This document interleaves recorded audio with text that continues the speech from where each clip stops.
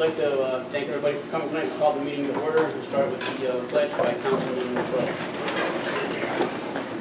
I pledge allegiance to the flag of the United States of America and to the republic for which it stands, one nation, under God, indivisible, with liberty and justice for all.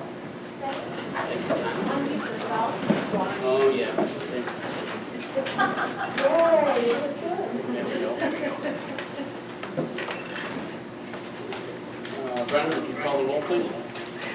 Councilman Blaisdell. Present. Councilwoman Kerr. Present.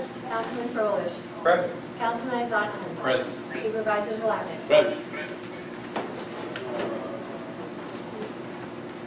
Motion to accept the August 12th.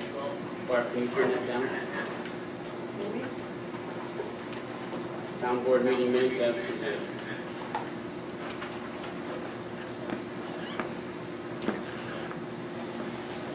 I'll make the motion. Second.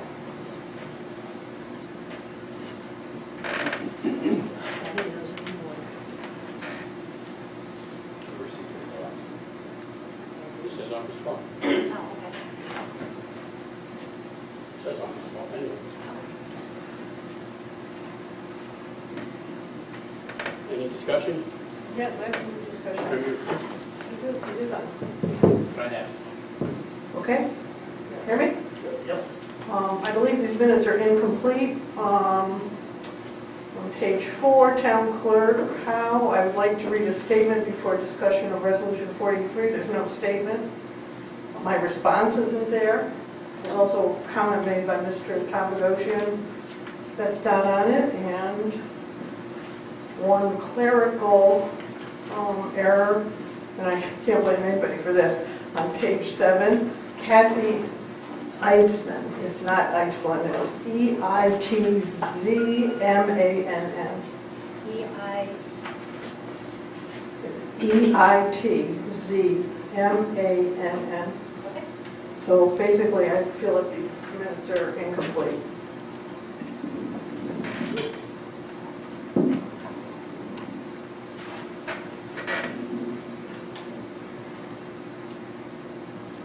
Can we get what's missing added to the next meeting?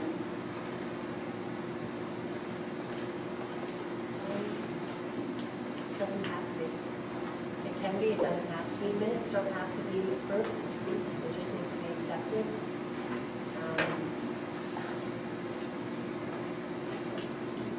Well, I'd like there to be a full record of what was, as close to we can, as what was said as we can get to, so. If you could add those for our next meeting, that would be great. Well, first we need a motion. Well, actually, we have a motion, right? No. Yeah, we did. Frank, Ryan made a motion and Frank seconded the motion. Now we're discussing that there's stuff missing.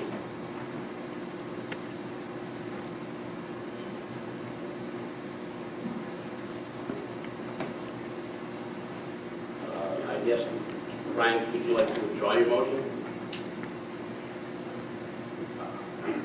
I'm okay with that. If it was just a typo in an individual's name, I'd be okay with that. But The motion is second, so you have to do a vote. We have to vote on it. All right. Any further discussion? Okay, Brenda, will you call the roll, please? Councilman Blaisdell. I'm going to say yes.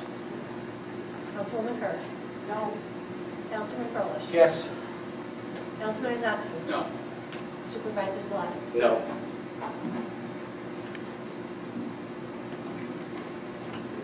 Next on the agenda is discussion on the plans for Town Hall. John, would you like to take a couple minutes, tell everybody where we speak? Is Jenny here? Yep. Okay, good. Jenny Lippman is Yep. Okay, you probably can use the podium. right up to the podium, please, Jenny. Can you hear me now? Jenny Letman is here from MJ Design. She's the project coordinator for our project that we're doing here. She's come tonight to explain some of their contracts and some of their estimates they've given us, to give us a little better idea of what we were looking at as far as this project goes. Is there a particular place you'd like me to start? probably with their last month's With our proposal? proposal. Sure. So we did submit a proposal. Please speak directly.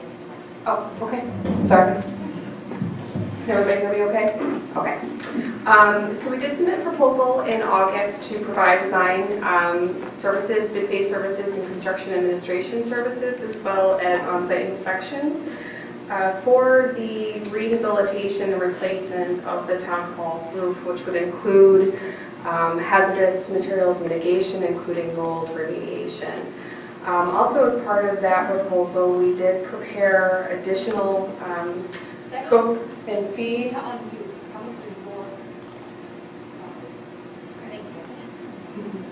We did also provide a scope and a fee to do additional design work to provide stormwater mitigation improvements on the north side of the building, which would be subsurface, as well as interior modifications to replace damaged materials.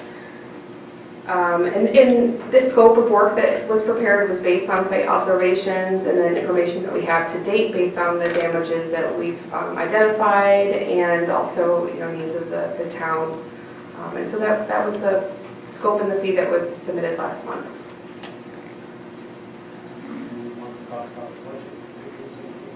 Yes.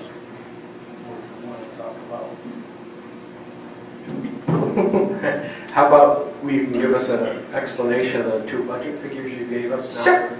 So as I think the town board is aware, we are currently in the process of completing a town hall plan and report, which is done, and you should have a draft copy of that report tomorrow. But in advance of submitting that report, we did submit to the town board 2 concept floor plans and budget summaries for each of those options.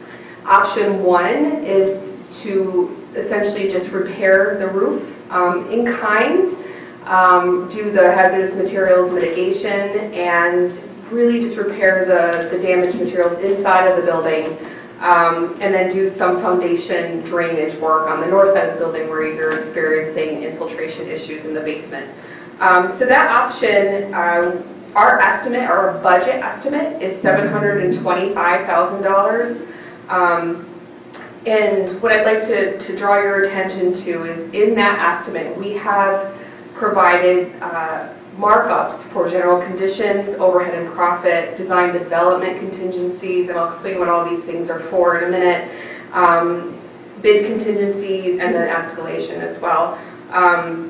So generally speaking, the raw material and labor costs for the roof replacement is about $270,000. What we've identified as alternate 1 would be to do the interior renovations, which would essentially just be replacing existing carpet, drywall, and ceiling tiles is pretty much the limits of that scope. And we estimate that to be about $170,000. And then alternate 2 would be to do stormwater management improvements on the north side of the building, which would be really kind of excavating out around the footings of that building, putting in a drainage system that would connect into some adjacent drainage structures so that we can pull that water away from the building, because you are seeing quite a bit of infiltration in the basement area, which is contributing to the damaged materials inside. And that alternate estimate is about $17,000. Again, that's just in raw material and labor costs. So that subtotal is about $450,000. And then again, what we do is we add 10%. These are industry standard markups that we do on every project that we are in budget phase for. General conditions are really covering with your bonds, your insurances that the contractor is required to carry, any kind of temporary power, any kind of temporary items, things really basically to have the contractor be able to complete his scope that are all required in the general requirements of the contract. Then we include a 15% overhead and profit, which is again industry standard, so that does get applied to the project.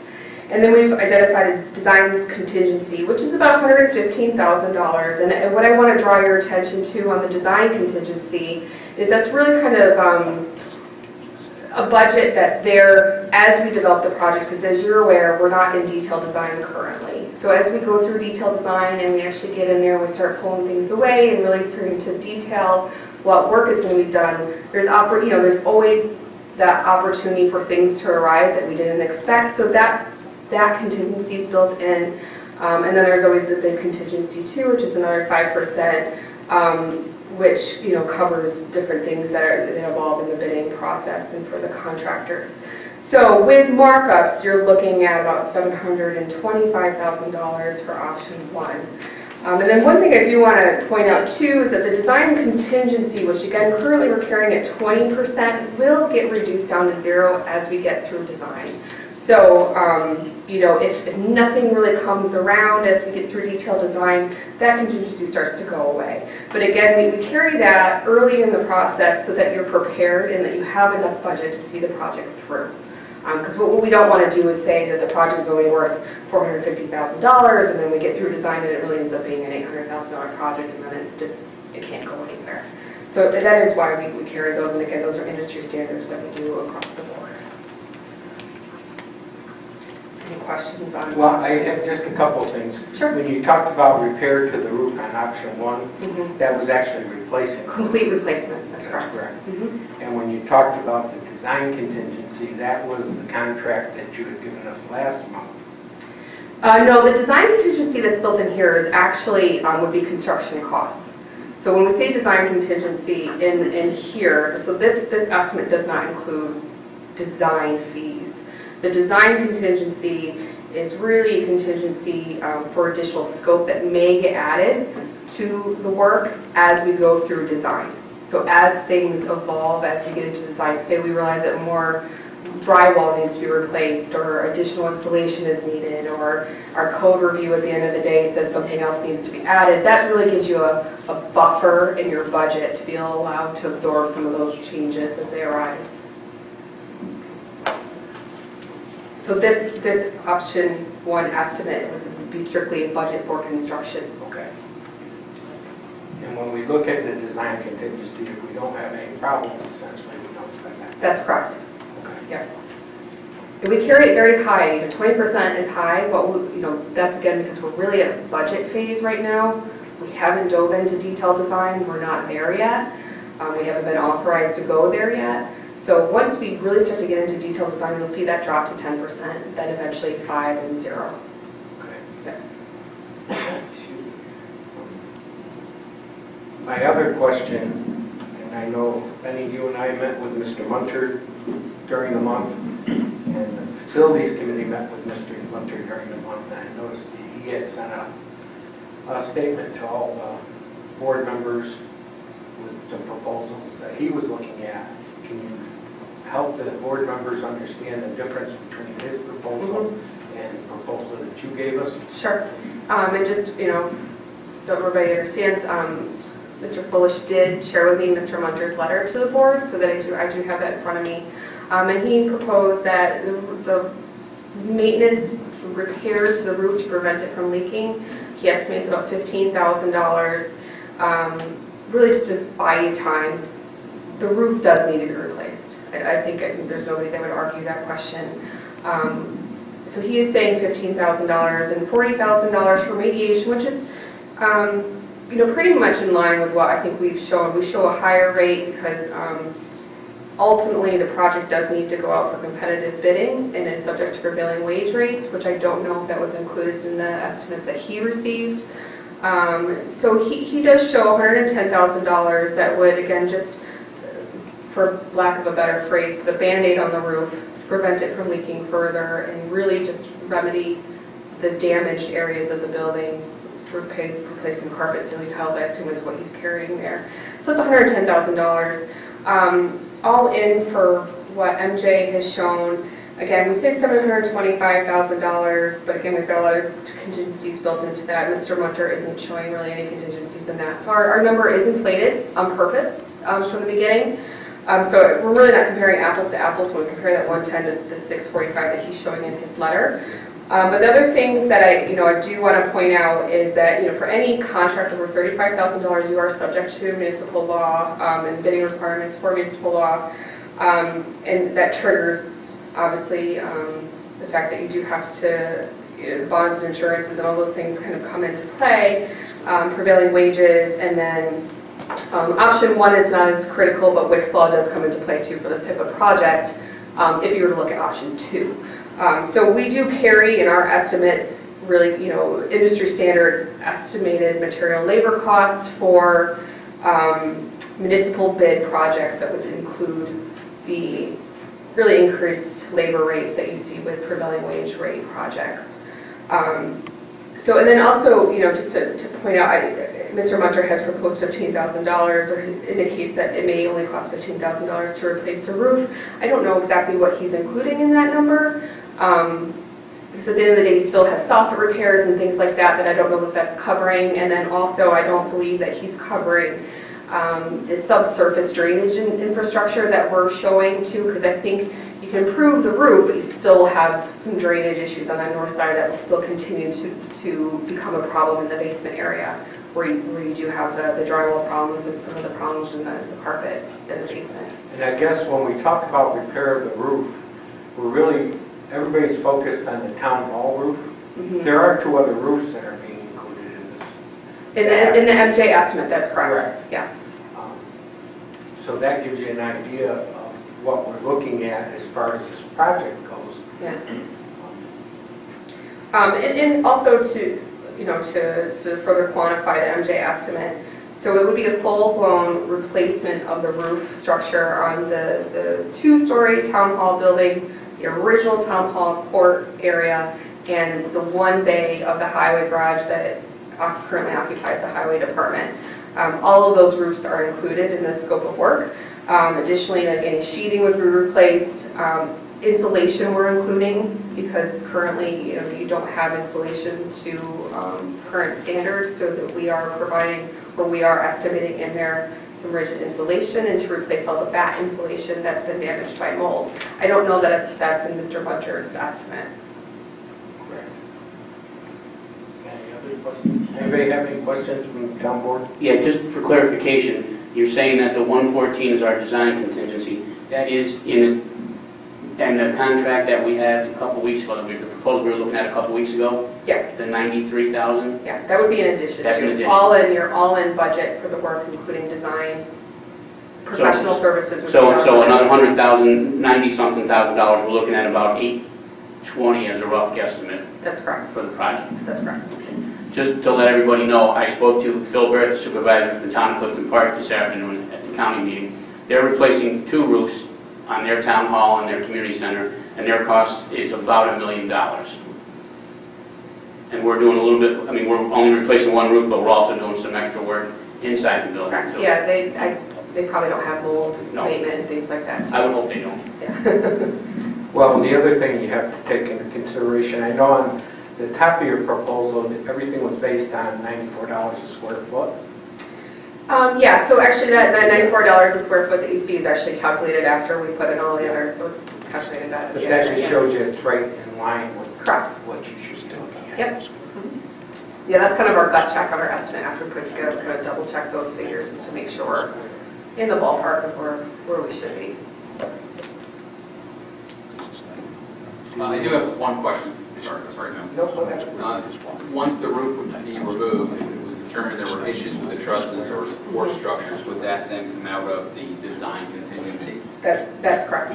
Yeah, so I think really what we haven't done so far, because we haven't gotten into detailed design, the work that MJ's done thus far is really taking a look at the building, and we programmed it. So we did go and take measurements, we did a visual inspection to identify layouts, with option 1 and option 2, we came up with a modified layout to be a little bit more efficient of an interior space. What we haven't done is really done a structural analysis of those trusses, so that's very correct. If additional work was needed, that's where the design development contingency comes into place. So again, we don't ever want to, we try to have that contingency in place early on so that as things arise that we didn't expect, that ideally the budget doesn't keep creeping up and up and up. You're prepared for things to pop up. Do we want to do option 2 now? Sure. Could you go through option 2? Yes, of course. Has everybody had a chance to look Just at to the give floor everybody plans? an idea, option 2, what that included was actually a cut of the building that's there, and redoing the roof and and everything, and then bringing the building up to the modern codes.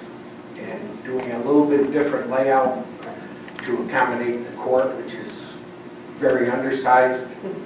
And it actually moved our meeting room down to the first floor and used it as a combined meeting room with the court. So that it was just looking at how we would utilize that space in a little different manner. Yep, and what we did, we went into option 2 with kind of a blank slate, and we just looked at the exterior walls, and we thought to ourselves, how can we fit this space up to achieve the basic needs of each building or each department within the town, and meet current codes. Once you do a renovation that exceeds 50% of the floor space, it does trigger additional building code requirements to bring the building into compliance. So estimate for option 2 does include that effort. So again, once you trigger those things, you're looking at significant electrical upgrades, significant HVAC upgrades. Again, option 2 includes a full roof replacement, additional attic insulation, things of that nature to really make your building more energy efficient and ADA compliant. So that estimate, again, as John said, really reconfigures the interior space. But we did try to take a look at what was there and see how we could use it so that it's not to be as efficient as possible with your budget. So there are some spaces that really kind of remain in the same place because we felt they were still functional, but there's just some modifications around those spaces to make them more efficient. But you'll see that the biggest change is in the court area where, as the supervisor stated, that we're proposing that the court room and the general public meeting room be a shared space, and that does free up additional floor space to accommodate judges' chambers, holding rooms, ADA accessible bathrooms, things that are required by codes and required, in general design guidelines for court spaces. So we were able to actually pack that all in there, which is a good thing. We weren't really sure how much we were going to be able to get done, within the confines of the walls. But I think that we presented to the board, and it was accepted, at least preliminarily, a layout that strives to meet the needs of all the all the town departments within that space. So as I stated before, because the project exceeds $500,000, it is subject to Wick's Law, which makes it a 4-prime contract project. And our estimate, again, carries 10% for general conditions, 15% for overhead and profit, the 20% design contingency, bid contingency, and escalation, assuming a bid date of early to mid 2021. And that estimate is roughly $2.44 million, which is about $225 a square foot, which is about right for a renovation of a building of that size. For comparison purposes, if you were to build new, you're looking at probably $450 to $500 a square foot.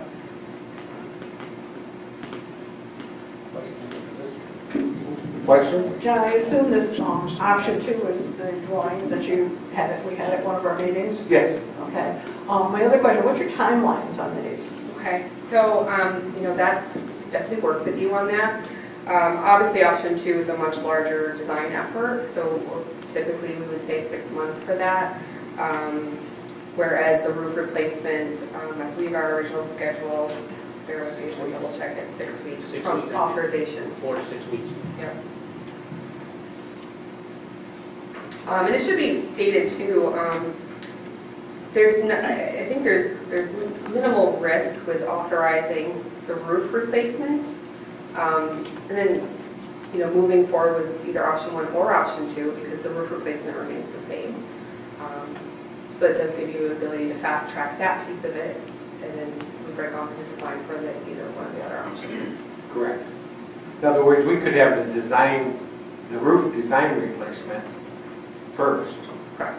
While you're working on the rest of the project, so that we could have that So we closed. can, get that out earlier and try to Really get that. that cold.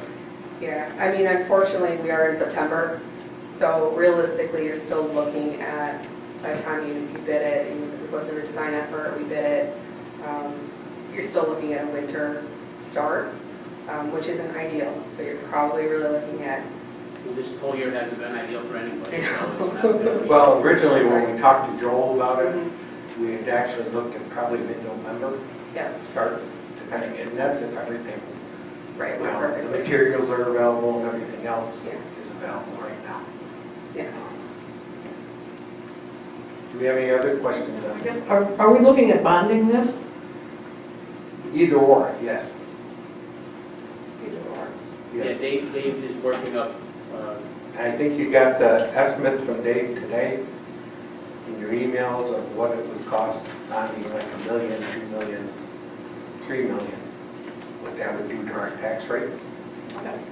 You Well, should- how long is that bonding process going to take? I mean, were you saying 4 to 6 weeks, but we also have to go out to bid? Correct. Apply for bonding? and- Yes. And so on. So Which what- would all be happening simultaneously What's the together. overall project? I think the bonding, I was really shooting from the hip. Once it's drawn up and we take the resolution, it has to go 30 days for permissive referendum. If we don't get challenged on it or choose to go out to a public referendum, then we're set to go. If it does get challenged, then we have to set up a time, have a public vote on it. that's 45 days, I believe. Yeah, so it still is within that time frame. It's going to be tight. There's a lot of things that have to be worked out, but And we can definitely work with you on trying to establish that schedule and working with your Correct. comptroller too to figure out the best course forward. and what we had looked at for bonding was actually doing a 10-year bond. I know we can do up to 30 years, but being that's a rebuild, we shortened that time frame up. Any other questions?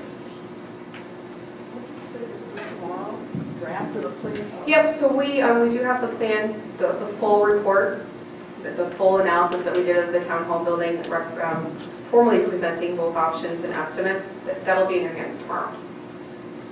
So we don't have everything in front of us right now. I mean, you have the most important part, which is probably the estimate and the floor plans. You have seen those. We've given them to you sooner. So it's really just the formal written narrative of that effort. Correct. Yes. Basically, we have almost all that information that will be Yeah. in the report. Yes. The critical stuff.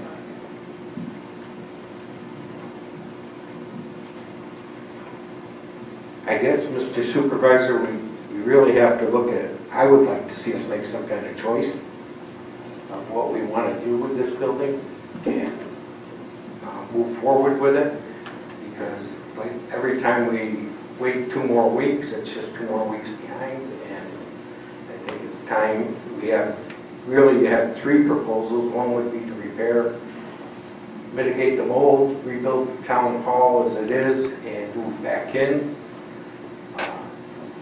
That may gain us some time as far as doing design work and everything.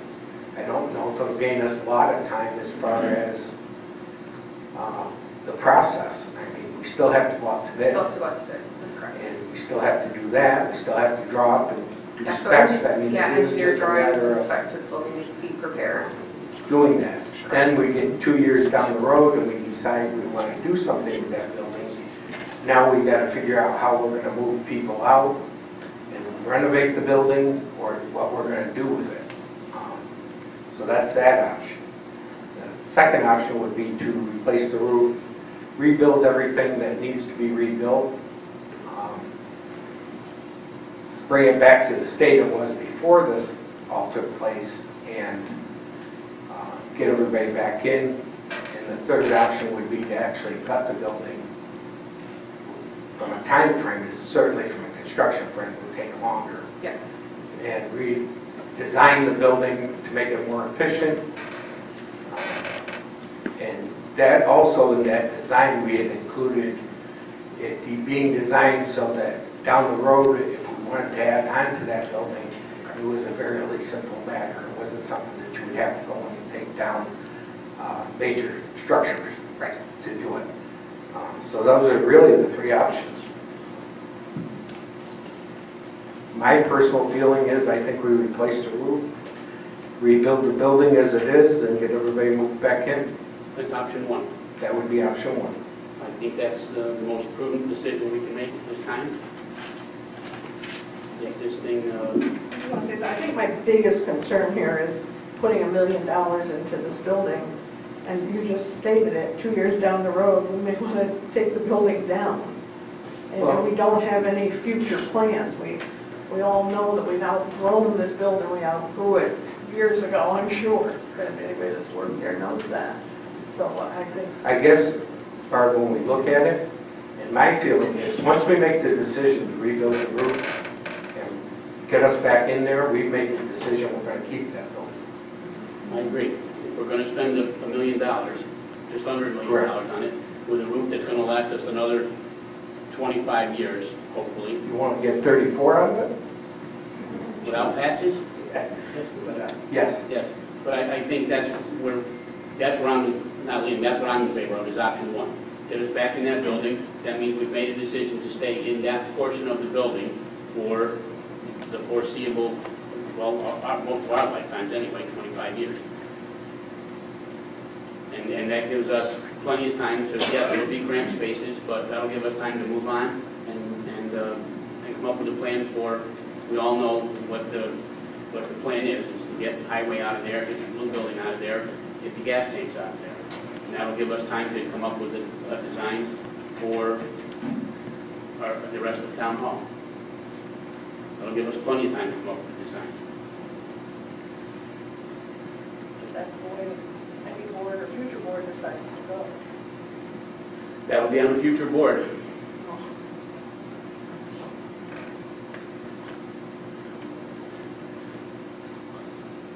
I'm in favor of option one. I'd also like to hear Mr. Munder's explanation of his cost from him personally, so. Give him a call tomorrow. Well, I guess he's already visited, I know he visited UDOT, right? Yes. I don't know if he's visited Groveland. To go over that, so. I'd like to explain. And I'm pretty sure he explained everything to us when we had our facilities meeting. Yeah, we know some of his figures are, I mean, he's talking about repairing the roof, not replacing it. That drives the cost down great, but there's already, well, how many, Jason, 116, 123? 111 patches on the roof, and just to make the statement, he also, Mr. Munter, has never been on the roof. The 111 patches, that's not a repair, I mean, we're going to replace the roof, so. I appreciate the work Mr. Munter's done. But I think this is the way to go.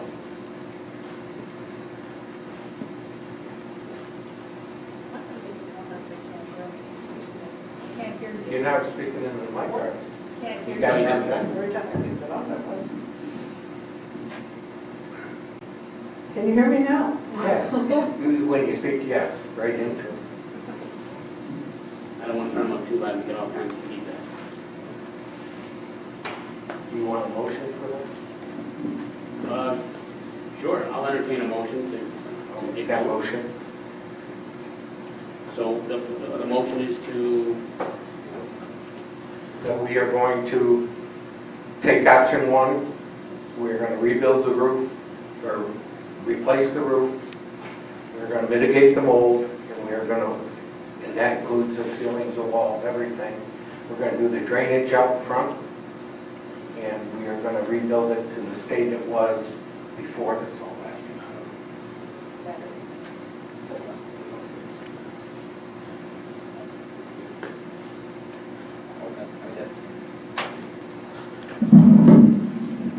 I think the bigger issue is, are you authorizing MJ to move forward? I think yes. they provided you with proposals a month The ago. proposal was I don't know if they've changed. $93,000, right? No, 99, Yeah. But your next step is to get 850. bid spec.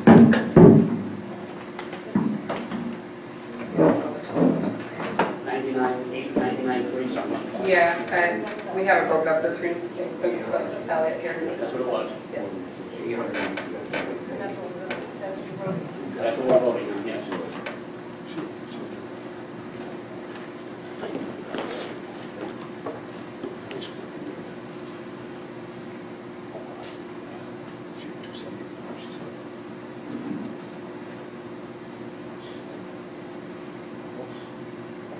Correct. The total is 99,850. Okay. So the motion would also be to authorize me to sign them? Correct.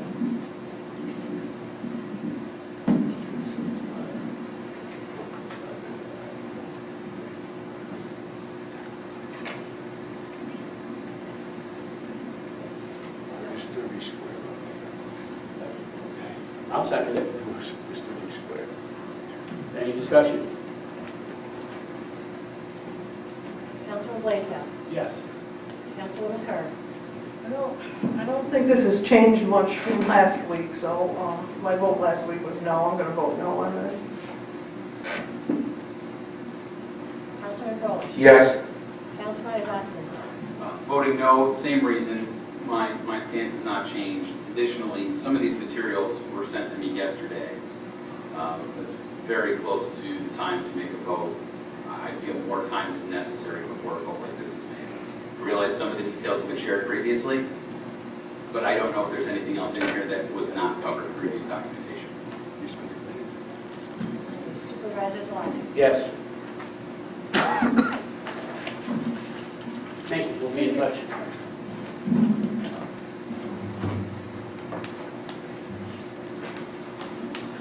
Our next item on the agenda is just a brief discussion about the Route 50 corridor study rollout.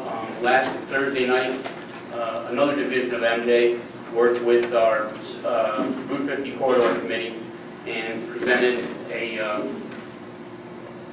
PowerPoint of what we'd like to see done on Route 50 between Stewart's and basically Ocean State. That's called our transition corridor. It's been that way for many years. And we have a website that MJ has put up for us. It's MiltonRoute50.com. There's a survey that you can take. The website is on our Facebook and our town website. The address to get to the website is there. There's a brief survey to take.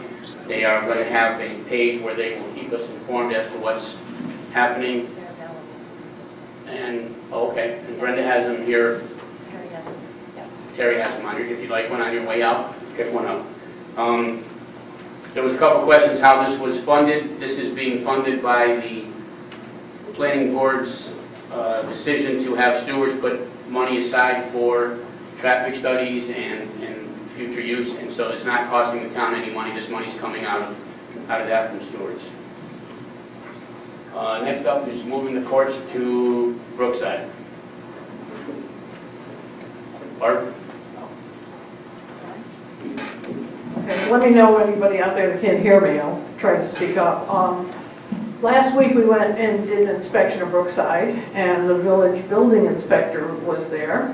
He came up with a few issues, like grab bars in the handicap bathroom, a couple locks on doors, an extra exit sign so it could be seen well from the area. And we did receive a letter from him, if I can find it here. Good morning, per your request, I did a walkthrough of Brookside building on Monday with the specs used for the first floor as the courtroom. At this time, I do not see any issues with the building being able to accommodate your request. Used with some minor safety issues being addressed, emergency and exit lighting. However, I'm forwarding this to our planning board chair for determination for site review, and we received actually received an email from Rory O'Connor after review of our code, specifically the section referenced by Dave. I see no site planning board issues with your request for temporary use of Brookside Museum for Milton Court proceedings. Anyone have any questions or? I hope is the museum going to want to take back that space soon. No, It's like, Frank, you gotta use the microphone. my concern is that I'm hearing that in a year and a few weeks that they want to take that space back. Is that correct? I don't know if that's sure. that they would want to open up all of their facilities and kick us out. Is there nothing along that line? The earliest I heard is March, and we're talking how many weeks to get back in our town hall, so I think we have plenty of time. And also, we need to get the lease signed so that the court can go ahead and send out the necessary documentation.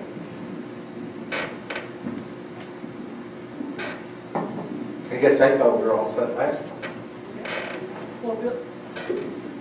Bill Lewis brought up some issues about the fire inspection, so that's why, we had their code, or their building inspector come through, so. Now, it doesn't change as far as, I noticed they changed their whole name, everything now, right? And Brookside's changed their name, they're Saratoga County. Saratoga County Historical Society? No? Saratoga County Historical? Historical Center, I think. And, They've made quite a few changes, I guess, so that shouldn't affect us at all. No. They're working with just part-time employees. They had to let their executive director go because of budget issues. So there'll be some part-time employees in there once in a while. It doesn't sound like a full schedule, but they'll be up in front where the little store area is, where the court will be in the back room.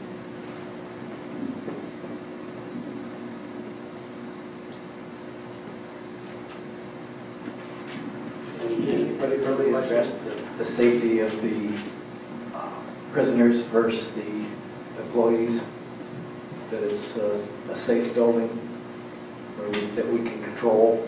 And will there continue to be, one of my concerns is that one of the assistants would be there alone late at night. Is that true? The clerk, yeah. I mean, are they safe? I don't think they'll be there late at night. Generally, the court's end right I mean, the court was over at 6 o'clock tonight, I believe.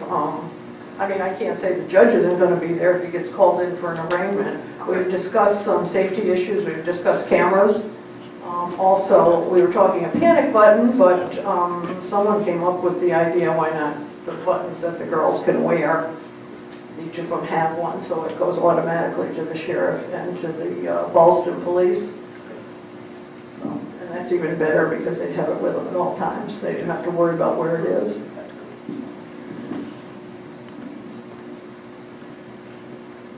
Okay, there's just a couple of things that came up.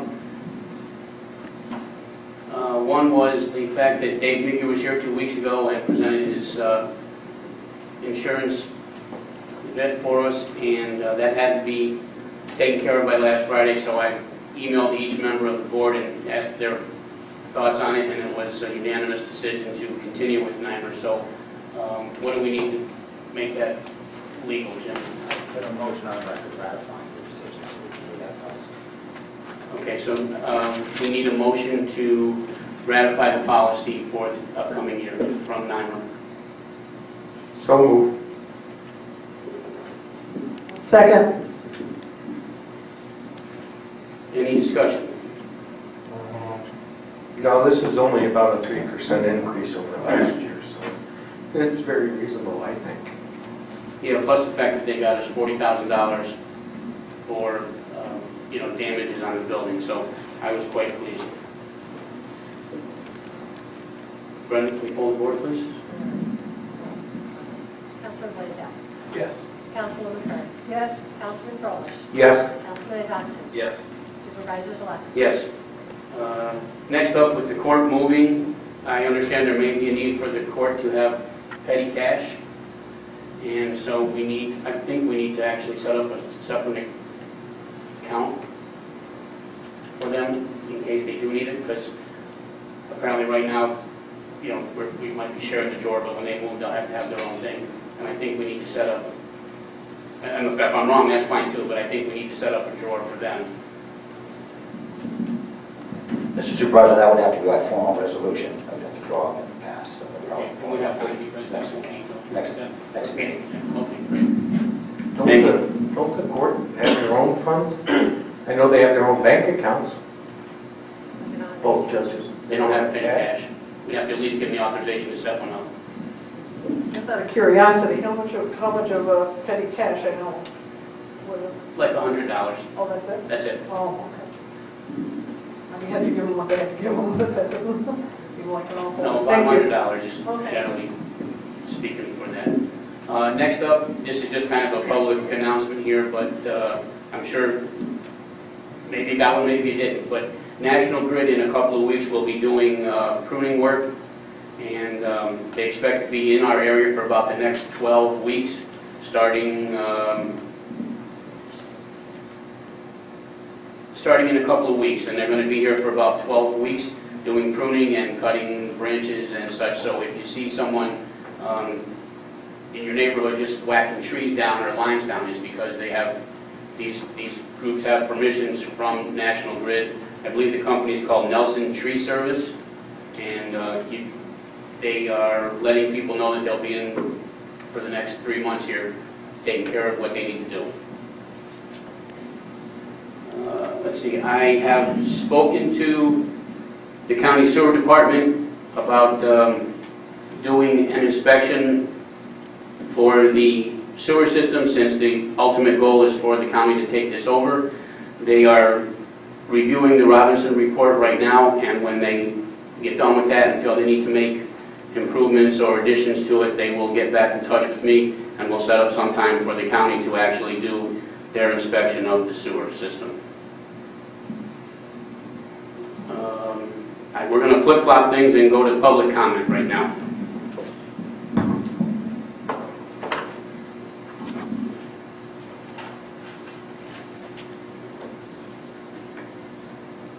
This morning.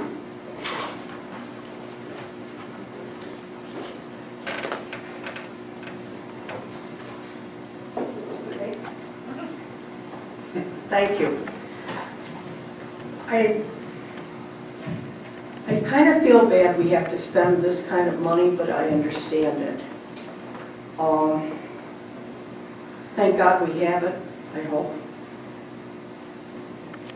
And I'm glad that you have made a decision to move forward, and hopefully this all will work out well. I have a good feeling about it. Thank you. Thank you. Anyone else? Ray? I'm not going to make you. Go ahead. It's up to you. I got wheels. Just don't follow the rules.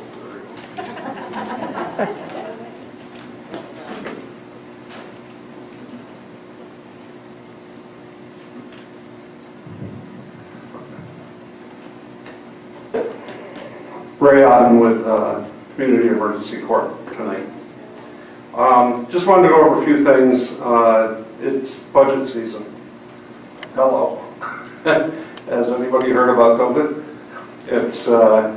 It's caused us an incredible amount of expense. I have personally applied for every grant that we could possibly get. There are a lot of them out there through the federal government, and we were able to take advantage of what we could take advantage of. There's still a couple more out there that I'm working on now, but the costs involved in running an ambulance service has been crazy. We've been trying to be as diligent as we can in finding supplies, but it's just gone nuts. The little blue masks like Doc has here that we used to pay 10, 13, 14 cents for, now you're paying 75 cents a piece for them. And that's at bulk pricing. That's when you're buying 1,000 or 2,000 of them at a time. Let me stop you. Call me tomorrow. There's a place that's a lot cheaper than 75 cents. Okay, no, I'm just saying that's, I will call you. but there are costs like that have increased and exponentially with other supplies too. Unlike a lot of the agencies that were actually losing call volume when COVID first started back in March and April, we lost about 20%. There were a lot of areas in the United States where they had lost 50% of their call volume. Because people were leery about going to the hospital. You know, the old, oh, my arm hurts today, and it's hurt for 3 weeks. It's no longer the way to do things. So just as a prep, our budgets are going to be higher than normal this year.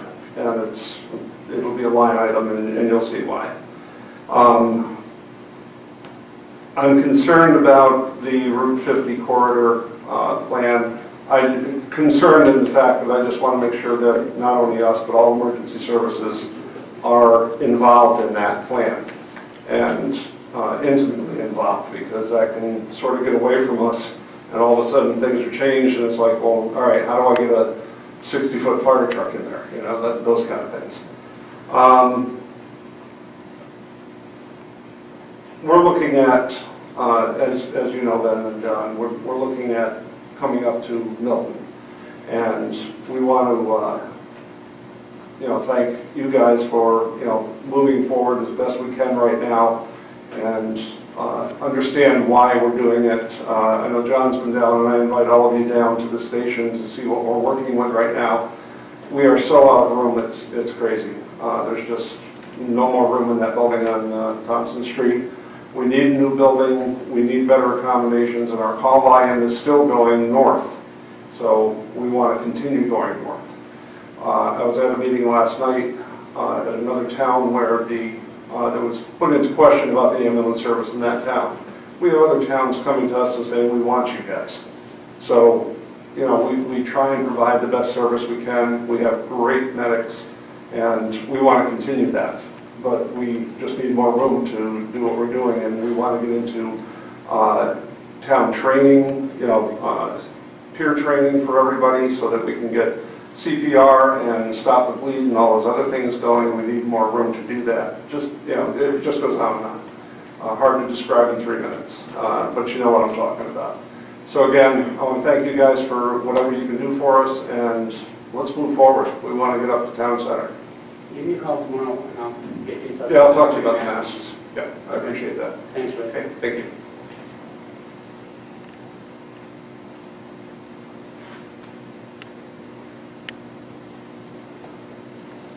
Yeah.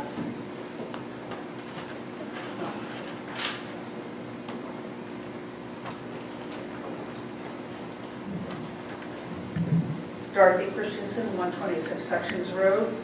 I really do thank you for finally taking action to get the building, the town hall building roof repaired, and action to get your staff members back in, but I heard nothing about a definitive timetable. Mr. Furler said something about possibly November starting.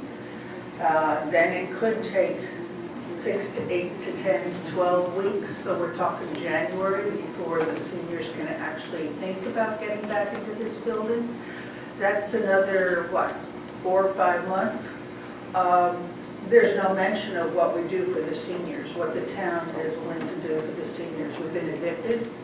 Our programs have been stopped.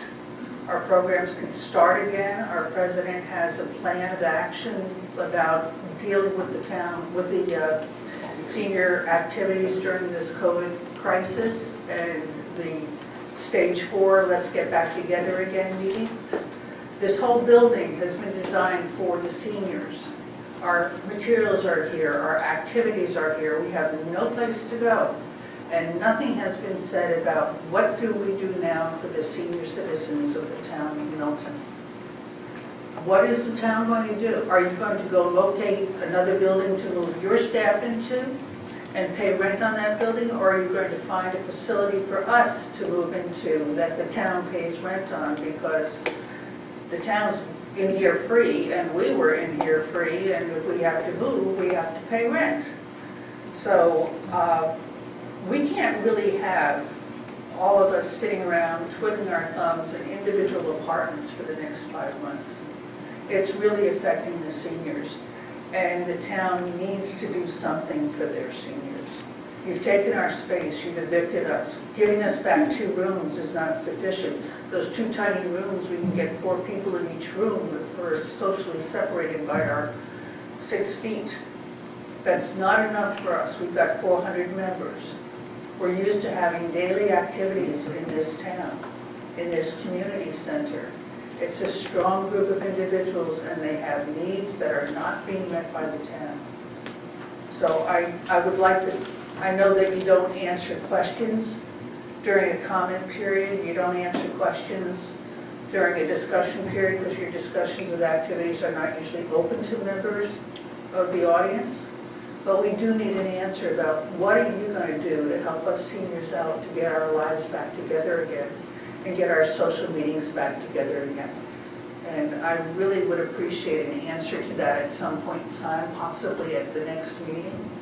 Thank you very much. Thank you.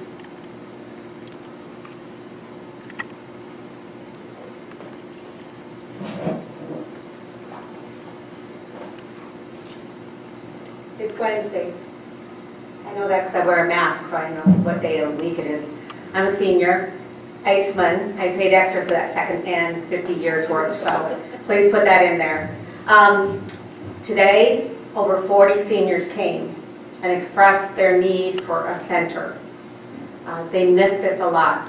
And as Todd said, having 2 rooms, thank you, but the people that we can serve in those 2 rooms is not sufficient. I don't envision the seniors moving anywhere.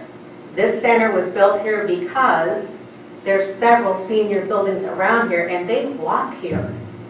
They use their walkers, they use their wheelchairs, and they get a taxi. And that's why they come here. So I don't envision the seniors going anywhere else. I've been to some meetings and not all of them, but I haven't heard the plan of where the town will be going with their offices to allow the seniors back in. I'm the president of the Malta Seniors, and we are having a luncheon on Monday, and we're having an activity. We're reinstating our bingo, which we don't make any money on. It's not a big bingo. It's like maybe $3 a game, but they love it. Social distancing, mask, and responsibility. We're old enough to know that, but we're also old enough we don't have a lot of time to wait. Thank you. Thank you. Anyone else?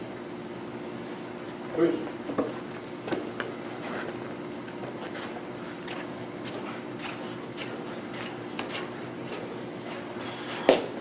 Thank you for the opportunity to speak.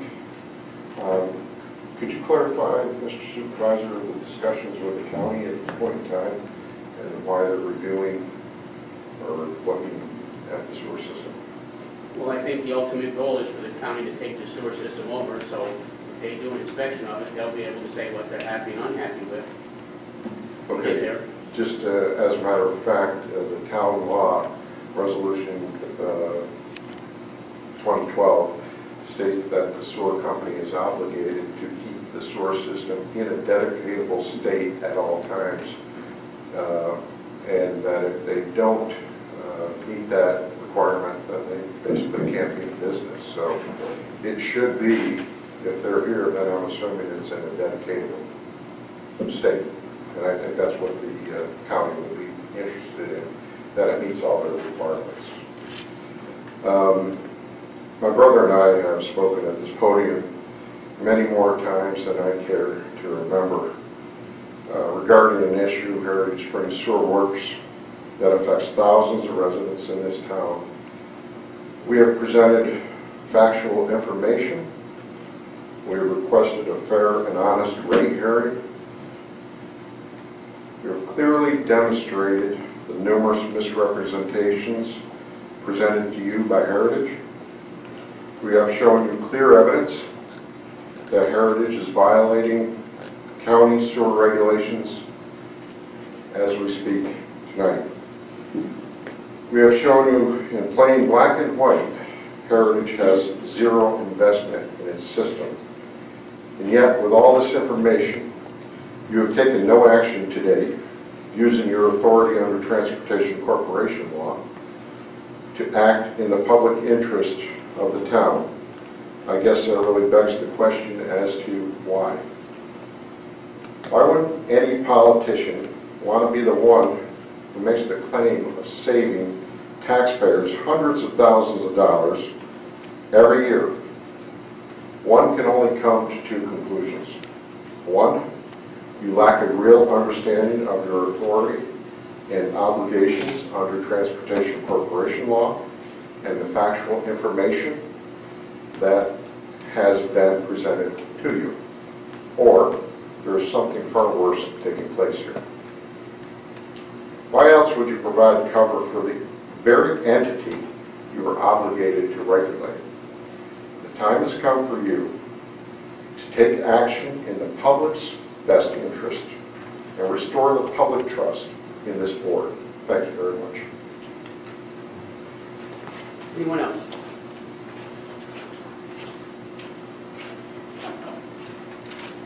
Come on up, Tom.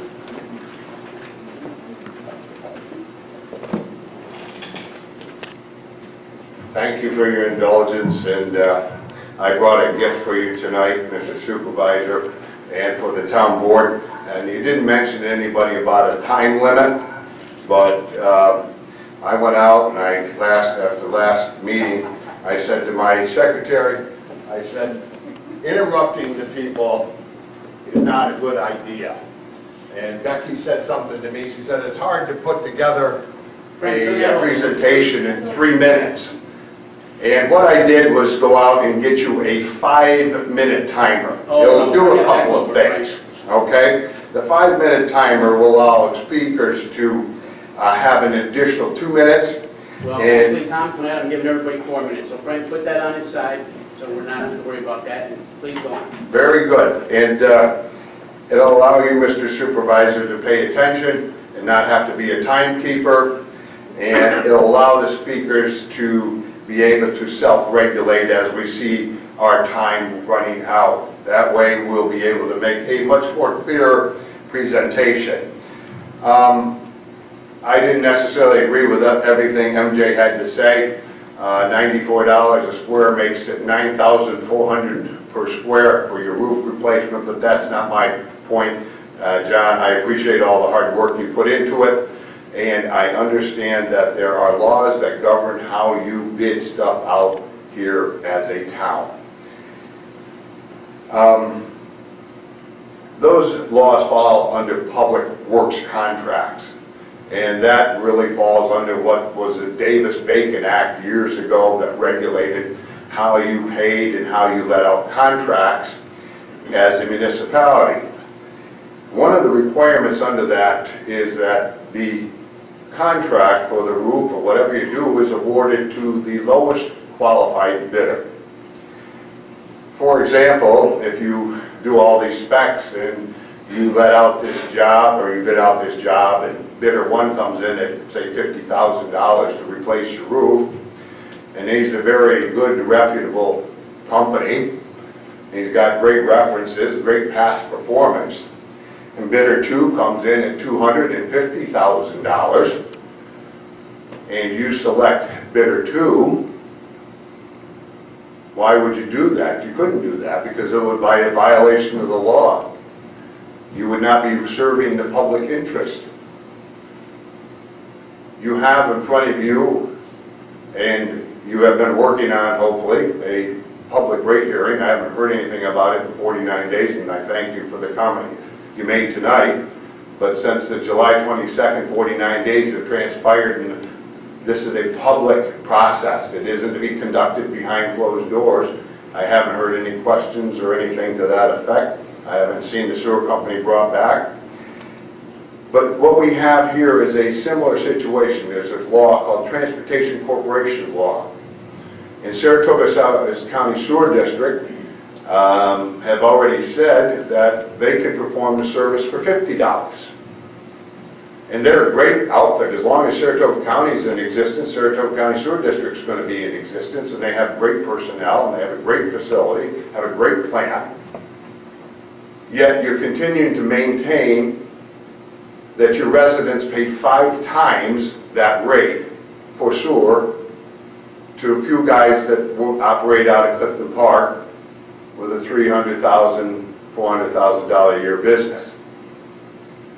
So I wonder why, and I do respect the adherence to the law when we bid out stuff and we want to let out the contract, but we have certain guidelines and laws that we have to follow to do that.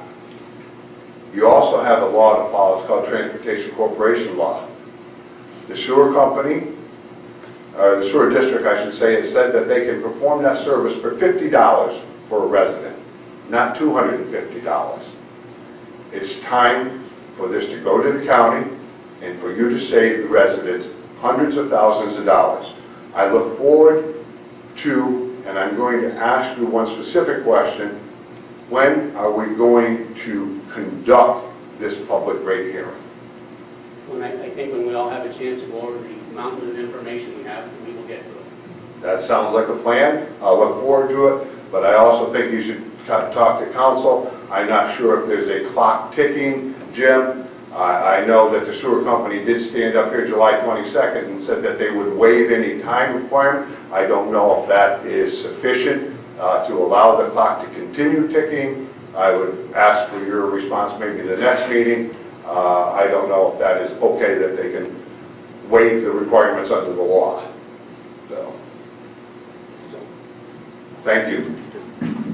Just to address that for you, Tom, I had looked into that. There's no time limit when the town brings it here. If they had brought it, or if a motion came from another entity, there would be very strict time limits. I had asked Mr. McNamara to waive that, just in case there was something that I was missing. Because if they initiated, it was a 90-day clock. Correct. And if you initiate it, you're saying as a legislative action, you're free to. No time limit. Thank you very much. Anybody else in the crowd? Okay, I'm going to, hopefully this is going to work. Frank, are you there? Yes, sir. No, not you, Frank. Frank Rossi. My apologies, Frank. Franks, both Franks. Both Franks are... Frank Rossi would like to speak. Go ahead, sir. I'd rather hear Frank Blaisdell personally. He's better speaker than I am. First off, if I hypothetically were talking to the Gosens, I would say, I'm going to bring them to the next town council meeting where there's a 3-minute public comment period that's written, and the supervisor unilaterally made it 2 minutes last night and used it as a hatchet to take apart somebody that he didn't agree with during it. So for all the consternation we have with how Benny's been handling public comment period and whatnot, come to also with me, Tom, Bruce, and let's get to work over there on that one.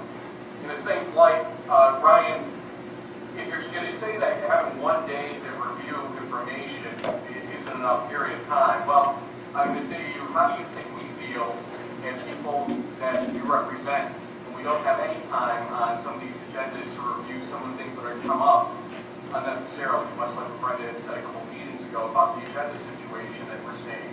If you're having an issue with 1 day to review information on the building, imagine how we feel when we have 0 days and 0 hours to review things to try to speak about as citizens of the town and taxpayers of the town. That's not right either. So if you feel that way about it, then take our side about the agenda situation, take our side in Boston about how they sprung the moratorium back on everybody with basically no notice in that situation.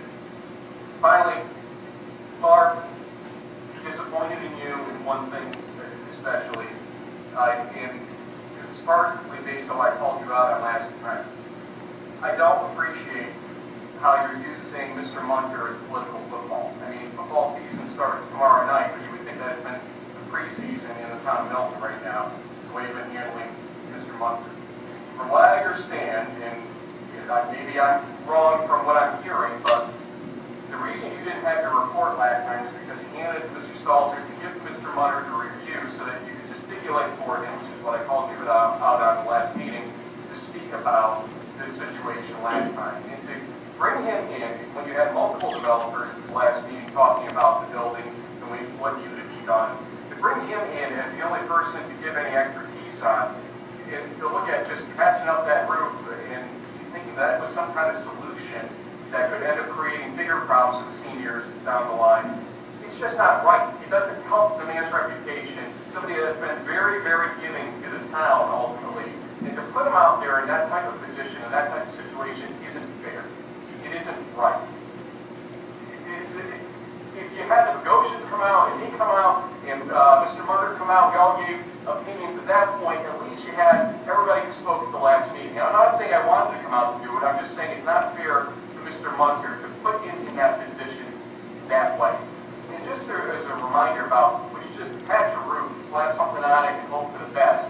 I'm representing somebody in a nearby locality who owns a business and the landlord slapped a fix on the roof, retarded or something, and that was a year ago, and then that Saturday rainstorm we got a couple weeks ago, it cascaded water back in right where that fix was done. That's what you risk when you just try to do Scotch tape and toothpicks on these situations. You have to fix it and fix it right. You made the right decision tonight, the three of you that voted yes to move this forward. You can't just keep kicking the can. I can only imagine what the temperature in Town Hall was during this period and how much more mold proof, because it probably wasn't kind of the normal 70, 72 degrees or whatever it is throughout the summer. And when that humidity has been working its way, the problems you thought you had before, I bet you they are manifold right now in Town Hall. You made the right decision to start getting this thing taken care of the right way. Congratulations on that, Mike. Thank you. Thanks. Next up would be Bridget Herbst. Good evening, can you hear me? Yes, ma'am. Thank you. Sorry I couldn't be there tonight. Tomorrow is the first day of school in air quotes. We have a lot going on in our house, so good luck to everyone doing that tomorrow. I just wanted to commend the board. I feel like we've made a lot of progress from last week. I was really happy with everything I heard. I really appreciated the way the different proposals were outlined. It was very helpful. I feel like I actually understand the different options there now and how much each one's going to cost and how I can see how you're going to force the decision now. I understand it's not an easy decision and it's a lot of money, so but it was very helpful to have them there and listen to them talk about it. It also sounds like we're making progress on the sewer. I'm not going to go away and stop annoying you guys about it, but it definitely sounds like we're making progress on it, so I thank you for that, and I appreciate you helping out the citizens of Milton and taking care of that. So thank you very much. I appreciate it. Thank you.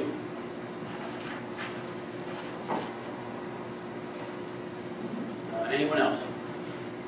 All right, seeing none, I will close the public hearing. Public comment, my apologies. And Ryan? Yeah, I'd like to make a motion for executive session to discuss the employment history of an individual or individuals. I'll second. Brendan, can you call the board, please? Councilman Blaisdell. Yes. Councilwoman Kern. Yes. Councilman Fromas. Yes. Councilman Isakson. Yes. Supervisors elect. Yes. No action will be taken when we come back out, so we'll just be adjourning. And thank everybody for coming.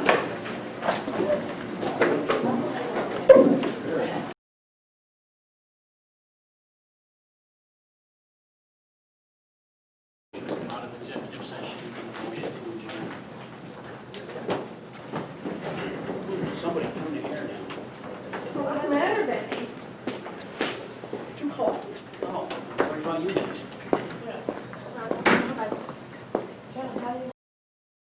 Well, you can see the board. Yeah. 9:38. Okay, it's 9:38. Need a motion to come out of executive session. Make the motion. Second. All in favor? Aye. Aye. Need a motion with no further business, no action taken. Motion to adjourn, please. So moved. Second. All in favor? Aye. Aye. Meeting is adjourned.